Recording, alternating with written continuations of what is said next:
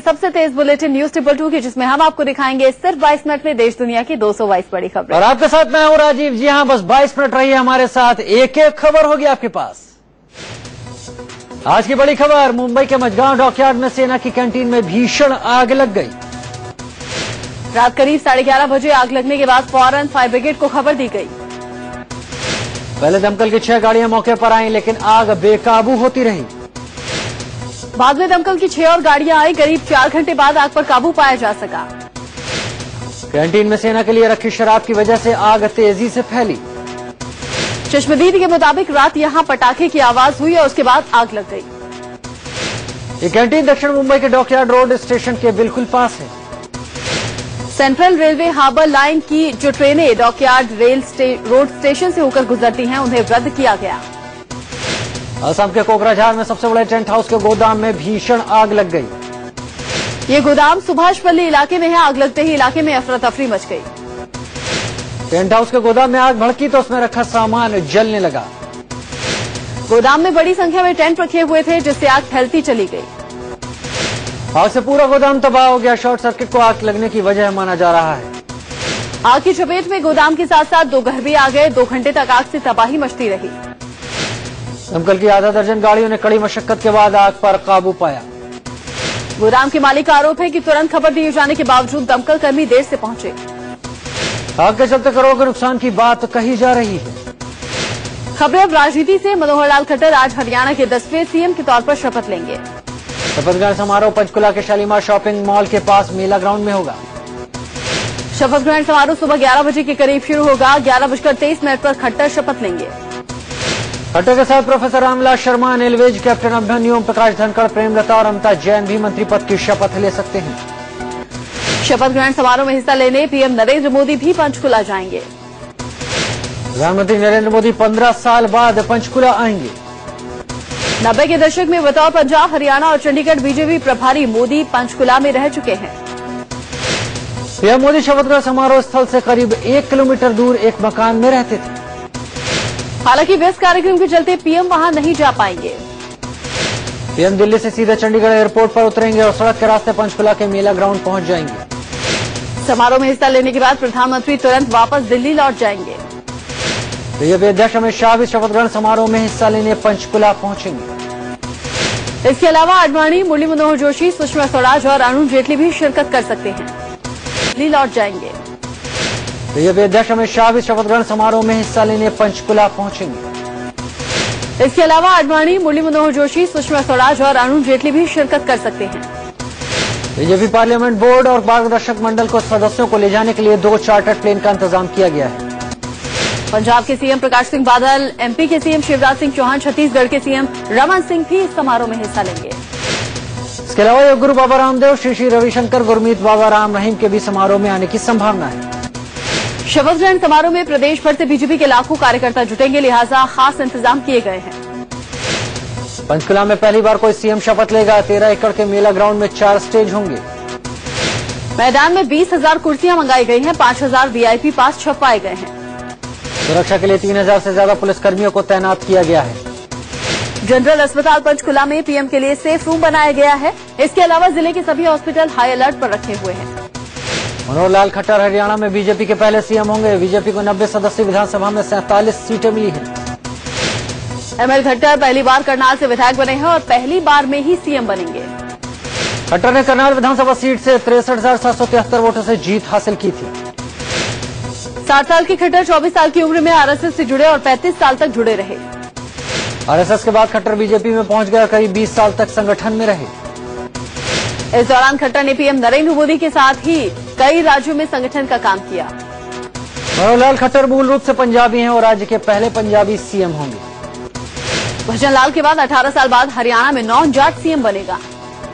खट्टर का जन्म रोहतक जिले के निदाना गांव में हुआ था, मगर उनके दादा विभाजन के बाद पाकिस्तान से भारत आए थे। समाचार एजेंसी पीटीआई के मुताबिक बीजेपी महाराष्ट्र में अकेले सरकार बनाने के पक्ष में है। एजेंसी ने सूत्रों के हवाले से लिखा है कि बीजेपी के स्थानीय नेता शिवसेना के साथ गठबंधन के खिलाफ हैं। पीटीआई के मुताबिक बीजेपी एनसीपी के बाहरी समर्थन के साथ ही अल्पमत की सरकार बनाने की सोच रही है। बताया जा रहा है कि कार्यकर्ता प्रचार के दौरान उद्धव के पीएम पर निजी हमलों से गुस्से में हैं। शिवसेना सुप्रीमो उद्धव ठाकरे मुंबई में कल रिलायंस के कार्यक्रम में भी नहीं आए, जहां पीएम मौजूद थे।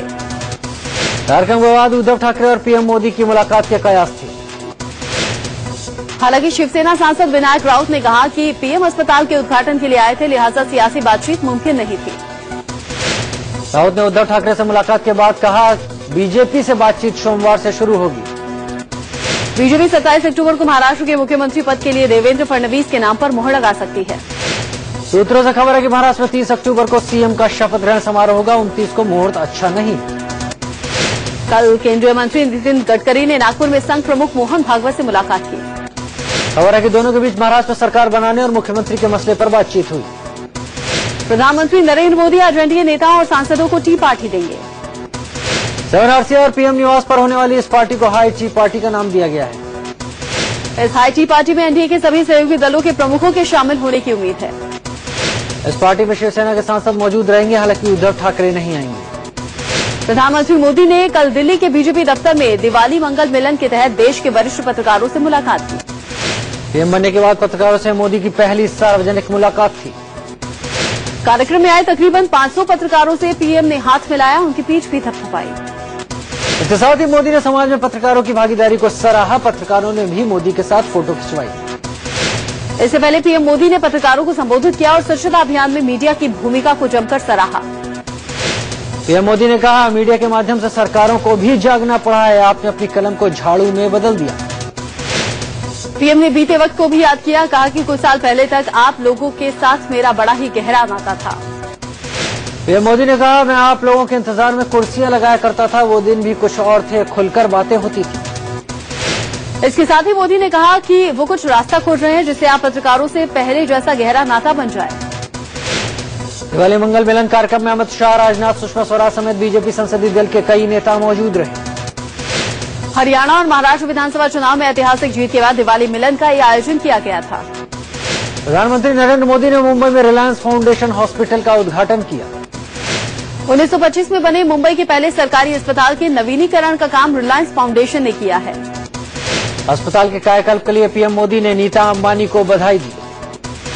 पीएम ने कहा कि मरीजों का कायाकल्प होते ही मैंने कई बार देखा है, लेकिन किसी अस्पताल का कायाकल्प कम बार देखा है। पीएम मोदी ने शिशु मृत्यु दर पर चिंता जताते हुए कहा कि इसे नीचे लाने की जरूरत है। प्रधानमंत्री नरेंद्र मोदी ने मेक इन इंडिया के तहत इलाज के उपकरण देश में बनाए जाने की बात कही। पीएम ने कहा कि देश में गरीब से गरीब को भी इलाज मुहैया होना चाहिए। इस समारोह में अंबानी परिवार के अलावा सचिन तेंदुलकर, MS धोनी, अनिल कुंबले और सुनील गावस्कर समेत कई क्रिकेटर शामिल हुए। अमिताभ बच्चन, शाहरुख खान, आमिर खान, ऐश्वर्या राय समेत बॉलीवुड की कई जानी मानी हस्तियां भी मौजूद रही। आम आदमी पार्टी के संयोजक अरविंद केजरीवाल ने चुनावों के मद्देनजर बीजेपी पर बड़ा आरोप लगाया है। केजरीवाल का दावा है कि दिल्ली विधानसभा चुनाव के मद्देनजर बीजेपी फर्जी वोटर कार्ड बनवाने वाली है। केजरीवाल ने ट्वीट किया कि बीजेपी के वरिष्ठ नेता ने विधायकों को कम से कम 5000 फर्जी वोटर कार्ड बनवाने का निर्देश दिया है। केजरीवाल ने यह भी आरोप लगाया कि बीजेपी विधायकों को आप समर्थकों के नाम वोटर लिस्ट से हटवाने के निर्देश दिए गए। केजरीवाल का यह भी दावा है कि बीजेपी इस धांधली के लिए पैसों का खेल कर रही है। केजरीवाल के दावे के मुताबिक हर फर्जी वोटर कार्ड के लिए 1500 रुपए की घूस चल रही है। वही वोटर लिस्ट से नाम हटाने के लिए केजरीवाल ने 200 रुपए की घूसखोरी का आरोप लगाया। केजरीवाल इन आरोपों को लेकर सोमवार को चुनाव आयोग के अधिकारियों से मिलकर औपचारिक शिकायत दर्ज कराएंगे। केजरीवाल के इन सारे आरोपों को बीजेपी ने खारिज कर दिया है। बीजेपी प्रवक्ता श्रीकांत शर्मा ने कहा, केजरीवाल अपनी जिम्मेदारी से भाग गए, अब लोग उन पर विश्वास नहीं करते। हिंदी फिल्मों के मशहूर खलनायक सदाशिव अमरापुरकर की हालत गंभीर है, वो आईसीयू में भर्ती हैं। सदाशिव को मुंबई के कोकिलाबेन धीरूभाई अंबानी अस्पताल में भर्ती कराया गया। सदाशिव की बेटी रीमा अमरापुरकर ने बताया कि वो लाइफ सपोर्ट वेंटिलेटर पर हैं। सदाशिव अमरापुरकर के फेफड़े में पिछले कुछ हफ्तों से इन्फेक्शन है। अमरापुरकर ने करीब 250 फिल्में की हैं, जिसमें अर्ध सत्य, सड़क, हुकूमत, आंखें, इश्क काफी कामयाब रही। यूपी के मुरादाबाद में NH-24 पर हुए भीषण सड़क हादसे में 3 लोगों की मौत हो गई। बताया जा रहा है कि एक तेज रफ्तार ट्रक ने महिंद्रा SUV को जोरदार टक्कर मारी। SUV सवार गुड़गांव के कारोबारी, उनकी पत्नी और एक बेटे की मौके पर ही मौत हो गई, जबकि बेटी की हालत गंभीर है। हादसा इतना गंभीर था कि कार पूरी तरह से पिचक गई और लाशों को क्रेन के जरिए बाहर निकालना पड़ा।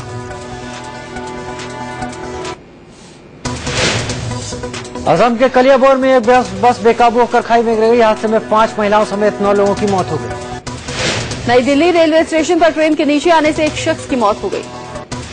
ट्रेन आने पर प्लेटफॉर्म पर भीड़ की वजह से संतुलन बिगड़ने से हादसा हुआ। जिस शख्स की मौत हुई वो बिहार संपर्क क्रांति एक्सप्रेस में चढ़ने की कोशिश कर रहा था। दरअसल छठ पूजा के मौके पर बिहार जाने वाली ट्रेनों में भीड़ बढ़ गई है, जिससे हादसे की आशंका भी बढ़ गई। अलीगढ़ के मड्राक स्टेशन पर बीती रात ट्रेन में डकैती हुई, गोलियां चली। कोलकाता से आनंद विहार जाने वाली ट्रेन में अचानक 3 बदमाशों ने धावा बोल दिया। बदमाशों ने बोगी में घुसकर लूटपाट की। विरोध करने पर एक यात्री को गोली मार दी। आगरा में बड़ा रेल हादसा हुआ। मालगाड़ी के 3 डिब्बे पटरी से उतर गए। एक बेकाबू jeep Agra Kota railway track पर मालगाड़ी से टकराई, जिससे हादसा हुआ। जीप के परखच्चे उड़ गए, जबकि जीप में सवार करीब 1 दर्जन लोग घायल हो गए। वाराणसी के राजघाट पुल से एक कार रेलिंग तोड़ते हुए नीचे रेलवे ट्रैक पर जा गिरी। हादसे में कार का ड्राइवर बाल बाल बच गया। कार वाराणसी के एक डॉक्टर की है। कार में सिर्फ ड्राइवर था। बताया जा रहा है कि ड्राइवर को झपकी आने की वजह से हादसा हुआ। दिल्ली के संगम विहार में 80 साल की महिला की गला रेत कर हत्या कर दी गई। बदमाशों ने धारदार हथियार से महिला की हत्या कर दी। महिला अपने पोते के साथ रहती थी। दिल्ली के मधु विहार में एक पार्क से लड़के की लाश मिली। लड़का 2 दिनों से लापता था। लड़के की पहचान सौरभ के रूप में हुई। परिजनों ने 2 दिन पहले गुमशुदगी की रिपोर्ट दर्ज करवाई थी। सौरभ 2 दिन पहले घर से नीम की पत्तियां तोड़ने निकला था, तभी से लापता था। पुलिस के मुताबिक सौरभ जिस नीम के पेड़ पर चढ़ा उसके ऊपर हाई टेंशन तार था। उसी की चपेट में आने से सौरभ की मौत हुई। गुड़गांव पुलिस ने पति की हत्या के आरोपी फर्नीचर व्यापारी को गिरफ्तार कर लिया है। पुलिस ने आरोपी पति को दिल्ली के बुद्धा गार्डन से गिरफ्तार किया। वारदात के बाद से पति फरार था। आरोप है कि पारिवारिक झगड़े के चलते पति ने अपनी पत्नी को 9 गोलियां मार दी थी। आगरा में भैया दूज के मौके पर 25 साल की एक महिला का हाथ पैर बंधा हुआ शव पेड़ से लटका मिला। महिला के कपड़े भी फटे थे। घर वालों ने रेप के बाद मर्डर की आशंका जताई है। इस हत्या के बाद गांव वालों का गुस्सा फूट पड़ा। लोगों ने पुलिस पर पथराव कर दिया। ये महिला भैया दूज के मौके पर भाई को टीका लगाने घर से मायके के लिए निकली थी। पटना के एक प्राइवेट नर्सिंग होम में महिला कर्मचारी से रेप का मामला सामने आया है। मरीज बनकर आए बदमाशों ने ऑपरेशन थिएटर में महिला से रेप किया। पुलिस ने 2 आरोपियों को गिरफ्तार कर लिया। इनके पास से देसी पिस्तौल और जिंदा कारतूस मिले हैं। मुंबई सटे भिवंडी में 15 साल के एक लड़के की हत्या से सनसनी फैल गई। लड़के के शव को एक निर्माणाधीन घर में गाड़ दिया गया था। 15 साल का प्रदीप 2 अक्टूबर से लापता था। आशंका है कि काले जादू के तहत उसकी हत्या की गई। यूपी के फिरोजाबाद में सरेआम सोने की चेन लूटने पर लोगों ने एक महिला की पिटाई कर दी। 2 महिलाओं का आरोप था कि इस महिला ने उनकी चेन खींचने की कोशिश की थी। हैरानी की बात यह है कि भीड़ ने महिला को पीटने के बाद पुलिस के पहुंचने से पहले ही उसे भगा दिया। यूपी के झांसी में मजदूरी मांगने पर दबंगों ने 2 दलित मजदूरों को बंधक बनाकर बुरी तरह पीटा। आरोपी की दोनों को जानवरों के इंजेक्शन भी लगाए गए। मजदूरों की हालत गंभीर है। बिहार के नालंदा में जहरीला खोया खाने से एक ही परिवार के 3 भाई बहन की मौत हो गई। घटना बिहार शरीफ की है। दूध में छिपकली गिरने के बाद उसका खोया बनाया गया था। यूपी के बहराइच में एक गांव के करीब 150 लोग चाय पीने के बाद बीमार हो गए। 20 की स्थिति गंभीर है। सभी को बुखार उल्टी दस्त की शिकायत है। अभी बीमार होने की वजह साफ नहीं है। अमृतसर में भंडारी पुल पर प्रदर्शन कर रहे लोगों पर पुलिस ने लाठियां बरसाई। पुलिस ने लोगों को दौड़ा दौड़ा कर पीटा और कुछ लोगों को हिरासत में लिया। दरअसल 2 गुटों के बीच हुई मारपीट के मामले को लेकर एक गुट धरना प्रदर्शन कर रहा था। पुलिस ने लोगों को समझाने की कोशिश की तो ये भड़क गए, जिसके बाद पुलिस ने लाठियां बरसाई। जम्मू कश्मीर के रामबन जिले में भूस्खलन से काफी तबाही हुई। यहाँ NH-1B के रास्ते में भारी मात्रा में मिट्टी का बलवा जमा हुआ है। कई पेड़ टूटकर गिर गए हैं। रास्ता बंद होने की वजह से कई गाड़ियां बीच में ही फंसी हुई। भूस्खलन से कई मकानों को भी नुकसान पहुंचा है। जमीन में दरार पड़ गई है। गुजरात के राजकोट में बच्चा चोरी करते हुए महिला की तस्वीरें सीसीटीवी में कैद हुई। महिला ने चामुंडा मंदिर से 7 महीने के बच्चे को चुराया। पुलिस महिला की तलाश में जुट गई है। नोएडा के बिशनपुरा से 26 सितंबर से लापता मासूम अभिनव के लिए लोगों ने कैंडल मार्च निकाला। GIP मॉल पर अभिनव की तस्वीरें लेकर कैंडल मार्च निकाला गया। 1 महीने बाद भी कोई सुराग नहीं मिला है। परिजनों ने पुलिस पर ढिलाई बरतने का आरोप लगाया। की तारीखों का ऐलान हो गया है। चुनाव आयोग ने कल प्रेस कॉन्फ्रेंस कर इन दोनों राज्यों में चुनाव का ऐलान किया। 5 चरणों में चुनाव होंगे। चुनाव आयोग ने 25 नवंबर, 2 दिसंबर, 9 दिसंबर, 14 दिसंबर और 20 दिसंबर को चुनाव कराने का फैसला किया है। 23 दिसंबर को दोनों ही राज्यों में वोटों की गिनती होगी। विधानसभा चुनाव का ऐलान होते ही जम्मू कश्मीर और झारखंड में अभी से आदर्श आचार संहिता लागू हो गई है। जम्मू कश्मीर में 10,015 और झारखंड में 24,648 पोलिंग बूथ बनाए जाएंगे। 87 सदस्यों वाली जम्मू कश्मीर विधानसभा का कार्यकाल 19 जनवरी को खत्म हो रहा है। 81 सदस्यों वाली झारखंड विधानसभा का कार्यकाल 3 जनवरी को खत्म हो रहा है।